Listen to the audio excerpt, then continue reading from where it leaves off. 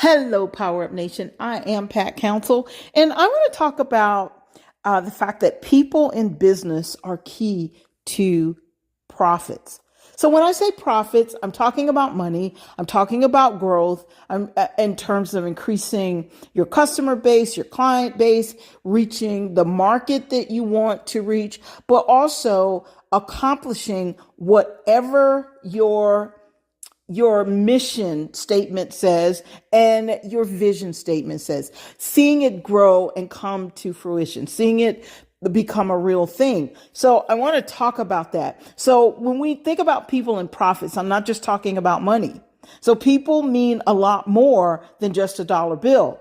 However, when you're in business, they mean a lot more than a dollar bill. And when you put that part first, you don't really have to worry about the profits. The only thing you have to be concerned with when it comes to, let's say, cash flow or you achieving the goal that you want to achieve, the only thing you have to worry about is having someone to manage it and to monitor it. And you want to be perhaps one of those people that will monitor your own cash flow, of course.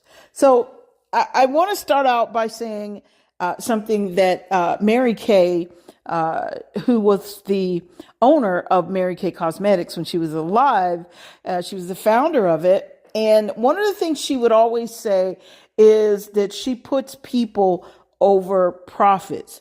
Now, I was in Mary Kay for a while, and I reached what they call the senior sales director status. I had 91 women on my team before I made the decision that, you know what, I prefer to coach, because I found myself coaching people because they had other businesses, a lot of them, and some of them were full-time, but the ones that were part-time, they had other businesses. So I found myself coaching them on how to increase their profits and how to deal with their employees and how to deal with their independent contractors and all of the above so that they could reach their goal. So that's one of the reasons why I left Mary Kay.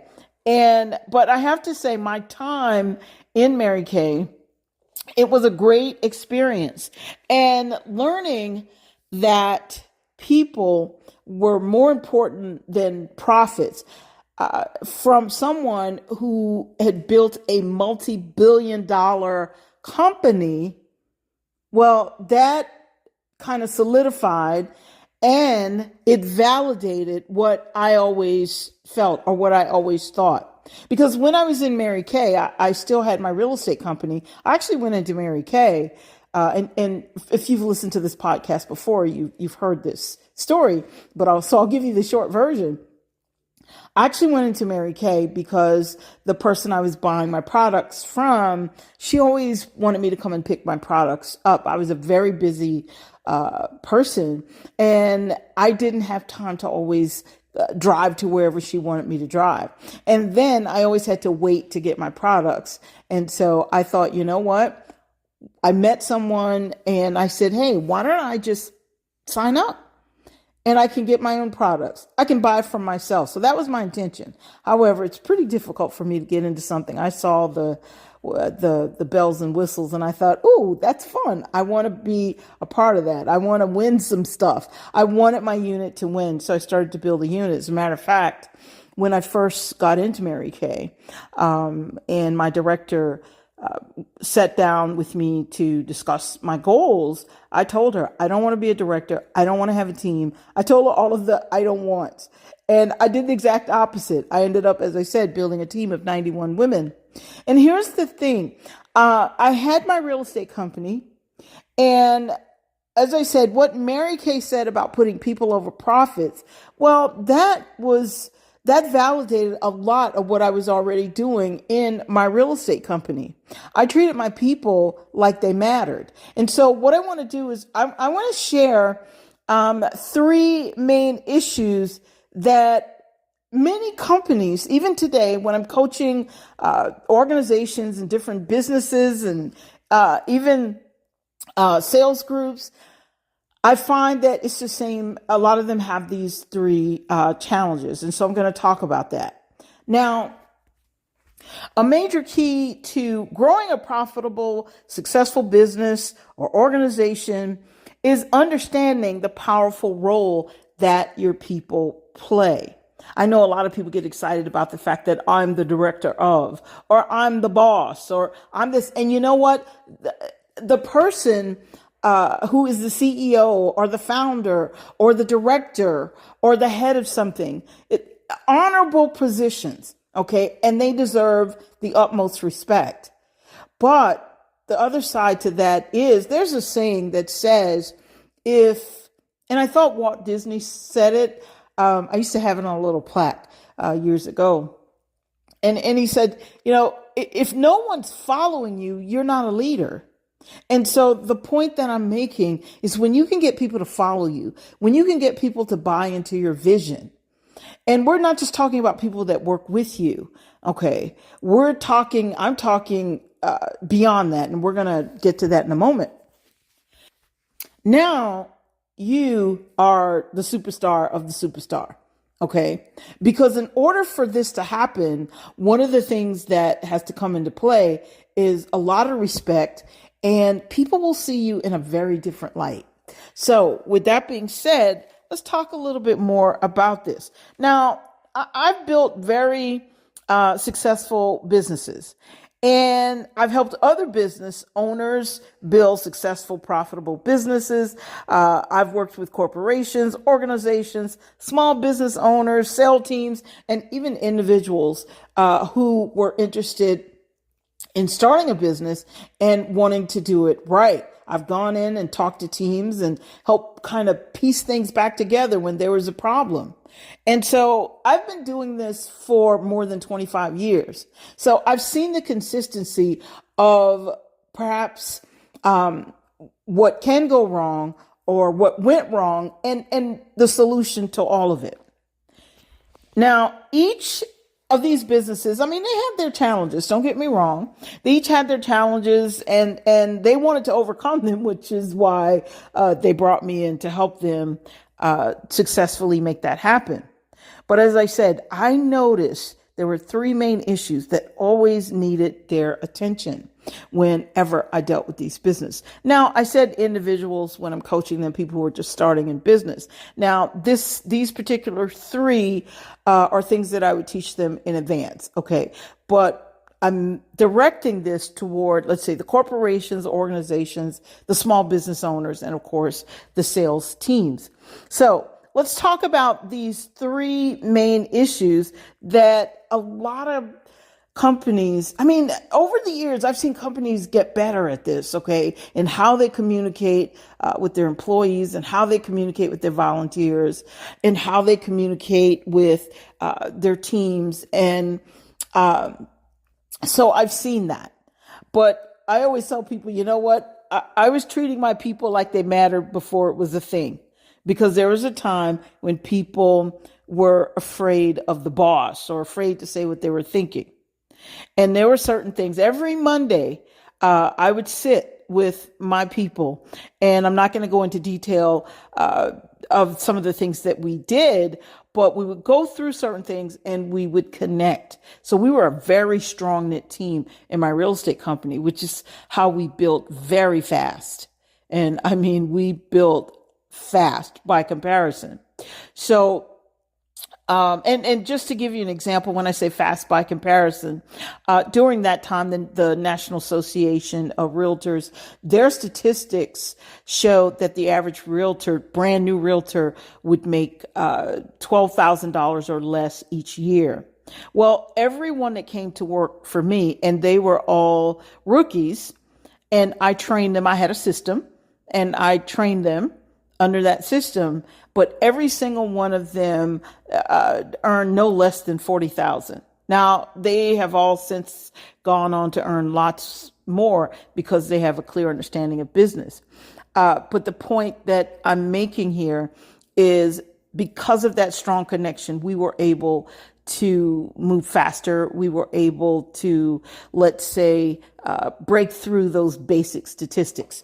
And any company or any team who understands what it takes to make that happen, they can do the exact same thing. While I do pay attention to statistics, I don't live my life by a statistic. I get a vision, I decide on the outcome, and I come up with the best plan to make that happen. Now, when you have an organization, when you have a company, you have a vision and you have to come up with the best plan to get the outcome that you're looking for, to make that vision real. You have to have that plan. However, absence of people, then you're not going to go very far. Or let me rephrase that. Absence of the right people. And I'm going to give you the three main issues that I've seen, and I still see them today, even when I go into different organizations and corporations, and I still see them. I mean, I would give you a time frame, but well, let me just say in the last 3 months, I've gone into some corporations and I've seen, what they think about their people, how they talk about their people, and what they expect to do. If they wish they could let them all go and these kinds of things.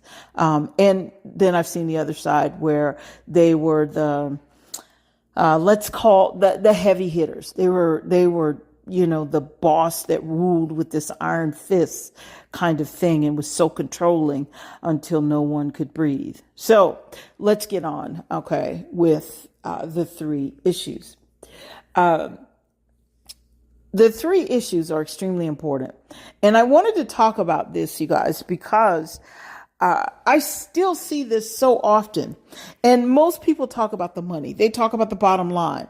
They tell you that the most important thing in your business is paying attention to that bottom line. Is that important? That's extremely important, but it's not the most important. And so this is why these three issues seem to be a problem. Number one is effective communication. And so how you communicate within the company, how people communicate with each other. And not only that, but what's being communicated to the public or the market that they're targeting. And so these things are important. And you go, okay, well, how do we look? And there are certain things that you can do to pretty much guarantee that you come across in the right way and convey the right message. But it involves understanding the right kind of communication. So that's number one. Number two is connecting with people. Now, we're talking about making that connection mainly with people in your business or your organization or on your team. But you also need to connect with people that are outside of your organization. And that leads me to the third one, which is collaboration. Because there will be times when you will want to collaborate, or you perhaps need to collaborate, and you're not collaborating. So collaboration is number three. And that means choosing the right entities to collaborate with in order to create a win-win situation. Now, in the interest of time, we're not going to go unpack these in detail because it would take a long time. But I think you guys understand that it's important: communication, connection, and collaboration. Now, I want to throw a fourth one in there. I promise you three main issues, and these are the three, but I want to throw a fourth one in there, and that one is compassion. Oh my goodness. We kind of live in a time where people forget that there needs to be a certain level of compassion, and that compassion needs to spill over into the business or the organization. And that might sound a little woo-woo or a little corny, but understand this, that when you can show people how much you care about them, then they're going to care about you, they're going to care about your organization, and they're going to have your back 100%. And this is not something that I read in a book or that I'm guessing. This is what happened in my organization. Or in my company.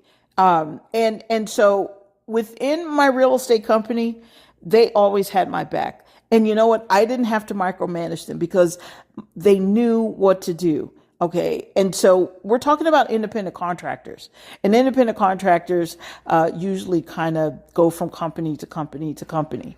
Okay. A lot of times, especially in real estate. So I didn't have to worry about that. I didn't have anyone leave me until I decided that I was going to close my company. And so, of course, I worked with each one of them and helped them decide what kind of businesses they wanted to start and what did they want to do. If they wanted to stay in real estate, I recommended some of the best real estate brokers and so on and so on. And so I showed them how much I cared, even when I decided I wanted to move on to something more, something different. And to this day, I still hear from those agents, most of them that worked with me. Okay, they check on me, they want to see how I'm doing, and so I think that's kind of a family, if you will. So it's important that you understand how powerful that is, because this is how powerful it is. And let me mix my Mary Kay group into this as well, because I still hear from some of them. I'm still friends with some of them. I mean, and I say some, there were 91 of them, and they were all across the country. But here's the thing, because I showed that I cared about each and every one of them, and I had a method, and it did not take up all of my time that would cut into me being the CEO of my real estate company, okay, and at the same time running that unit, which is kind of interesting. I had no intention of doing that, as I said, but it kind of worked out. And here's what happened. Whatever I came up with a goal for our unit, they got behind that goal. And a lot of times, and I would hear, some of them would tell me, they would say, you know what, if you think we need to make this happen, I'm in.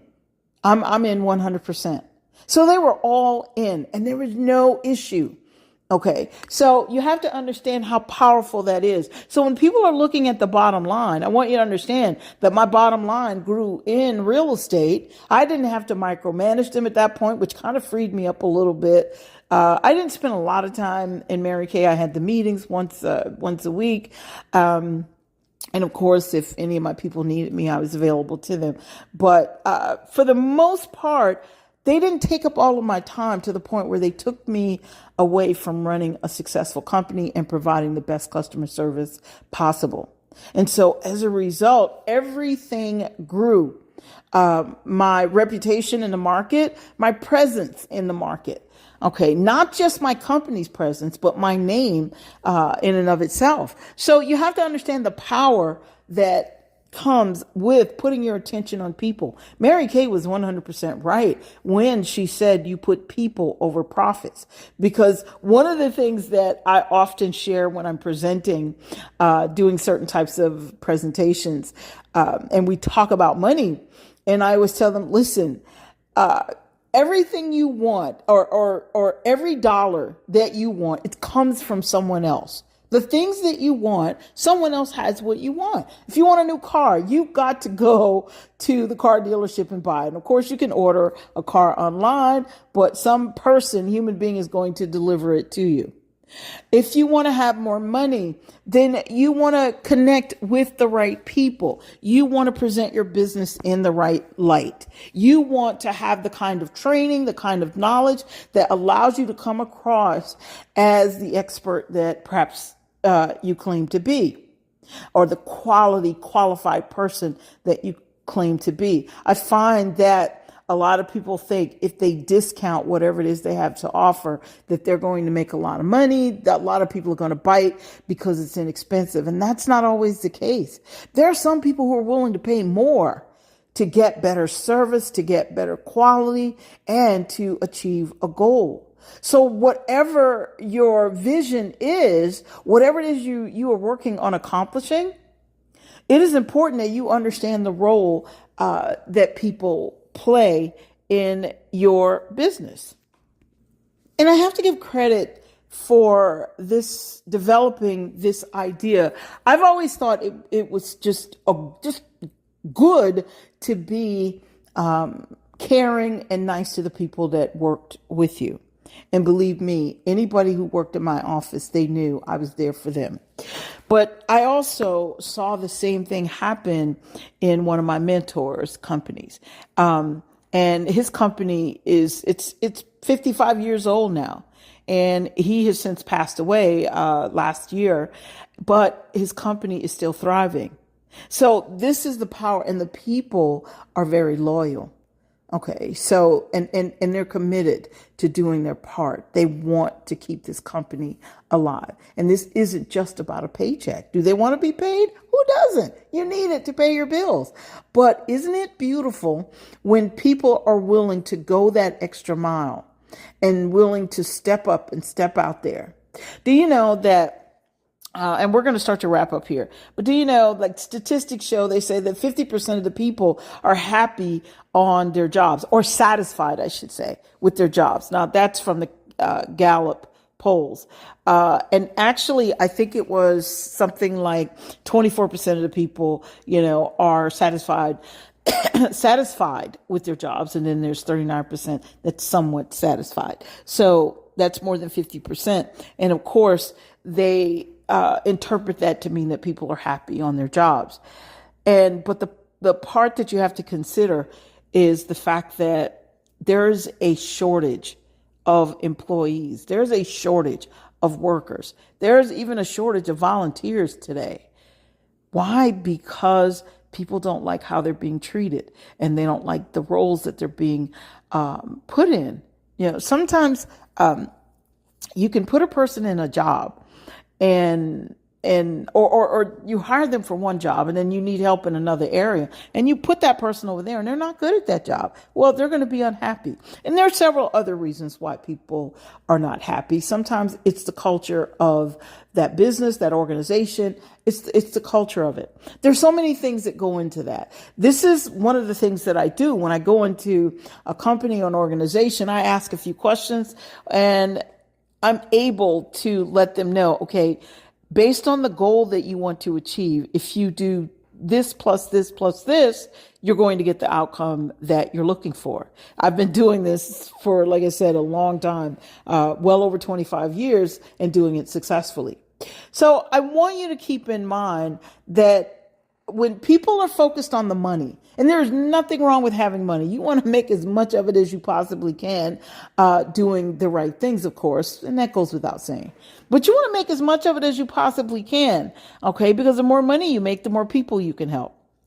But the thing is, it's not as important as putting the right people in the right places, getting the right people, having the right, let's say, company or business culture. Even if you have a sales team, you technically, or you kind of have a small company, if you will, a small business. So you want to make sure you create that right culture that people want to be a part of. A lot of people, I was giving you the Gallup poll statistics and saying, okay, I think it was 24% that are happy or somewhat satisfied. That was the word they use. 39% they are, 29% are satisfied, 24% are satisfied, 39% are somewhat satisfied. So the thing about that is, there are a lot of people who, as I said, they're looking for employees. There's an employee shortage. So a lot of people are looking to start their own businesses. And why do they want to work for themselves? Because they feel like nobody's going to treat them better than they treat themselves. They feel like they can take control of the direction that they want their lives to go in. They feel like they have some kind of autonomy. Okay, so, and here's the thing. They feel like no one's going to disrespect them. No one's going to make them feel like they're not worth something. You see, everything isn't just about the money. But at the end of the day, when you get the right people in the right places, and you have the right culture, and you establish that right company culture, right business culture, organization, small team, whatever, when you put that together, then one of the things that's going to happen is you're not going to have to search for people. I did not, with the exception of hiring administrative assistants, I didn't have to search for people. Okay, people came to me eventually by word of mouth. But initially, after hiring an assistant, I can remember one of the first people that came to work for me ask to work, I should say work with me, ask if they could work with me. And they said, I think I would like it here. And so wouldn't it be great if you could actually establish a culture in that way? You know what's funny about that? The thing about that is this can carry over in every aspect of your life where people want to be in your space, where people want to be connected to you, where people want to buy into your vision. This isn't just about business, even though Thriving Thursday, we talk a lot about business. Okay. But think about that. People, they really still matter. Okay. And this is what it's about. And in spite of the fact that we kind of live in a time where the name calling and I don't know, just people throwing mud at each other, that you don't have to participate in that. And I'm not going to go off on that tangent because that's for another day. But in the meantime, I want you guys just to remember that people can help you build your business fast while at the same time building it right. And that business will be able to survive any economy or any of the other challenges that you're going to face. I faced challenges when I was in my business, but you know what? My team rallied around me and helped me solve the problem. How good is that? I mean, that was awesome. That was just great. So that's the kind of thing that happens when you get the right people. You really have a very powerful team. One more example, and this is from like a long, long time ago. I used to listen to a lot of biographies and autobiographies of successful business people. Well, Sam Walton, who originally started Walmart, that was kind of his philosophy. That's why he always called his people team members or associates, and he never, called them employees or workers because he wanted them to be a part of the team. He wanted to treat them with respect. Now, I don't know what Walmart is like today, but what I do know is he could have never built Walmart. And at one time, Sam Walton was the richest man in the world, or at least in the United States. He could have never built to that point, okay, if he had not treated his people in the right way. See, understand this, numbers don't change. 1 + 1, as far as I know, it's always going to be 2. So that's something that you can take a few minutes and do the work and do your numbers and see what's going on with that. But people, that's the challenge. Okay. And if you get them to align with your vision, align with your goal, align with who you or what you desire your organization to become, I promise you'll get there super fast. Sam Walton is proof. Mary Kay Cosmetics is proof. And the way that they treat their not just their consultants who are independent contractors, but the way they treat their employees, it's amazing.